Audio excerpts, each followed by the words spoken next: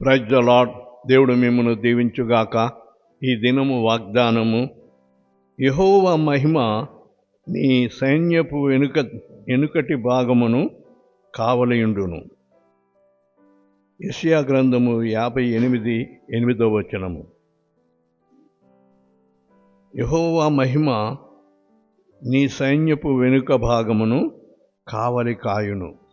ఆయన నీ కుటుంబం వెనుక, నీ ప్రయాణములోను, నీ ప్రయత్నాల్లో దేవుని మహిమ ఆయన కనుపరిచి ఆయన కార్యములు నీ పట్ల సఫలము చేయువాడై ఉన్నాడు. దేవుడి వాగ్దానం దీవించుగాక.